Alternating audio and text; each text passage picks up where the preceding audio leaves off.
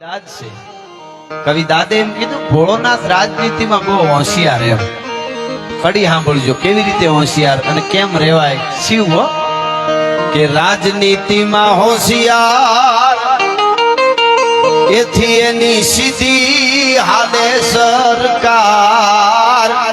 ભોળોનાથ રાજનીતિમાં હોશિયારજી ભોળોનાથ રાજનીતિમાં હોશિયારી કે કેવી રીતે હોશિયાર સાંભળજો ગણેશ ને કાર્તિક અહીંયા અધિક કલેક્ટર સાહેબ પણ આવ્યા છે એમનું પણ અહીંથી હું સ્વાગત કરું છું ગણેશ ને કાર્તિક પધારો પધારો એ ગાંઠે નહીં તો એને ભૂતડા ભેળવનારજી ગણેશ ને કાર્તિક ભૂપતમાં ગણેશ અને કાર્તિક જો ગાંઠે નહીં વાયડા થાય તોફાન કરે તો ભોળોનાથ શું કરે તો એને ભૂતડા ભેળવનાર આ રાજનીતિ છે અન ભૂતડા વધારે ભાંગ પી જાય ઓલા ભૂતડા વધારે ભાંગ પી જાય તો પાછો એને ડારો એ પોતે છે દેનાર ભોળોનાથ રાજનીતિમાં હોશિયારજી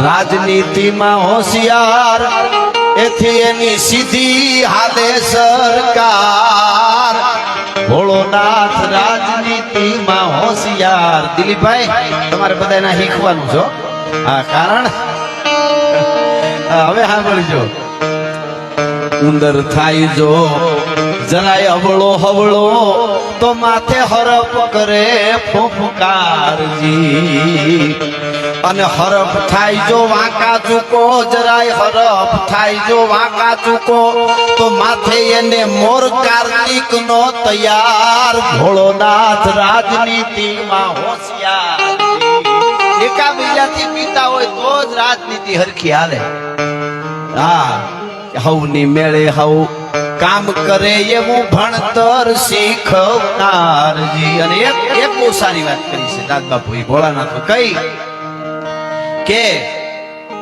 નંદી જો ખોટા નખરા કરે નંદી જો તોફાને ચડી જાય નંદી જો ખોટા નખરા કરે નંદી નખરા કરે તો શું કરે ઓલો સિંહ કરે હુંકારજી પાર્વતીજીનું વાહન સિંહ છે પણ સિંહ જો સત્તામાં ભાન ભૂલે તો સિંહ સત્તામાં ગાંડો બને ઓલો સિંહ સત્તામાં ગાંડો બને તો માથે એને શક્તિ કેરો જો ને ભાર ભોળોનાથ રાજનીતિમાં હોશિયારજી અને હાવ ફાવે એમ જો બધાય કામ કરે તો એમાં કજિયાનો રીએ નહીં પાર બધાને છૂટા મૂકી દો ને એટલે કોઈ દી હરખું ન હાલે એકા બીજાથી બીતા હોય તો જ હાલે હાવ છૂટે પટે હાવ કામ કરે તો એમાં કજિયાનો કોઈ રીએ નહીં પારજી પણ એક બીજાથી બિતારીએ ભાઈ એક બીજાથી બિતારીએ તો એનો હવળો આલે સંસાર ભોળોનાથ રાજનીતિમાં હોશિયારજી આહા અને મગર સીધે હવ કામ કરે એવું ભોળોનાથ ભણતર શીખવનારજી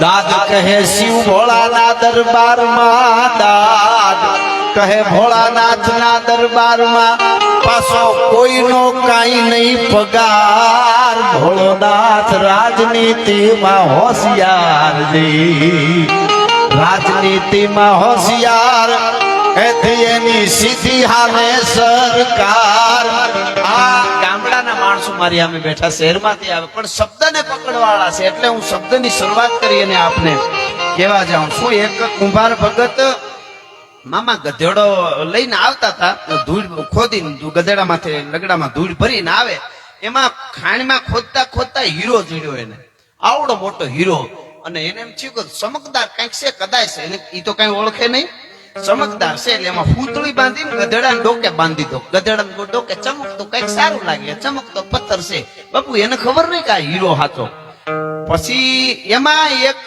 ઝવેરી એક ગામ થી બીજે ગામ એ વખતે તો હાલીને જાય વધારે માણસ જાતો તો ઝવેરી હામો મળ્યો ને આમ ગધેડાને ડોકે જોઈ તો આમ આમ ધ્યાન લાગી ગયું. મોર કો ધ્યાન લગો ઘન ઘોર સે દોર સે ધ્યાન લગો નટકી, જેમ દીપક ધ્યાન પતંગ લગો પણ હારી કો ધ્યાન લગો મટકી.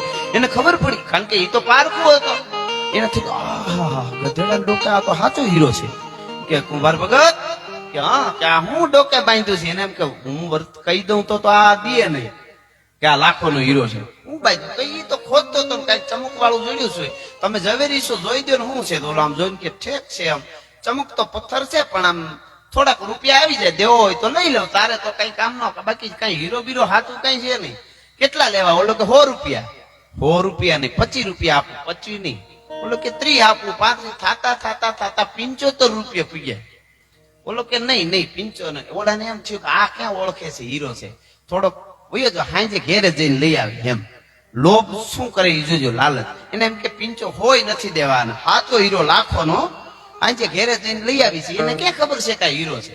કઈ વાંધો નહીં કે 50 વયો. ઈ થોડોક આગળ વિધો બીજો ઝવેરી હામો મળ્યો. ઈ જોઈ ગયો, હાલે લે. ઈ કે બરબકત આવું તો કઈ તો કઈ ચમક તો પથ્થર જેવું છે. ઈ કે દેવું છે? ઈ કે હા. કેટલા રૂપિયા? તો જો ઓલો હાલો જાય, જો મુંડો દેખાય, જો જાય ઈ ઝવેરી. ઈ 75 માં માંગ્યો, પણ મારે 100 પૂરા એટલે 100 પૂરા લેવા છે. હે 100 પૂરા એટલે પૂરા લેવા. ઈ કે 100 પૂરા નહીં તો 75 તો ઈ કઈ ગયો છે. 100 હોય તો જ દઉં કે થોડાક પગ જરાય નહીં. ઓલે એમ થયું જવા ન દેવાય. ઈ ઝવેરીએ 100 રૂપિયા દઈને લઈ લીધો હીરો.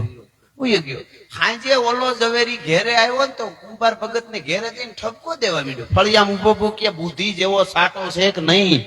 ઓલો કે પણ કાં હું? અરે પણ કે જરાક અકલ રાખતા હો તો કે પણ છે હું? ઈ કે 1 લાખ રૂપિયાનો હીરો ઓલાને 100 રૂપિયામાં દઈ દીધો. બુદ્ધિ નો વગર નો છો? તા ગધેડો બોલ્યો બુદ્ધિ વગર નો. તો કે તું છો. ઈ તો ક્યાં ઓળખતો તો?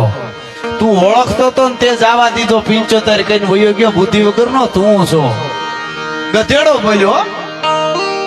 ઈ તો નહોતો ઓળખતો કુંભાર ભગત. એને પૈસાની થોડી ખબર છે કે આ હીરો છે, પણ તું ઓળખતો તો ને 75. બુદ્ધિ વગર નું તો તું છો.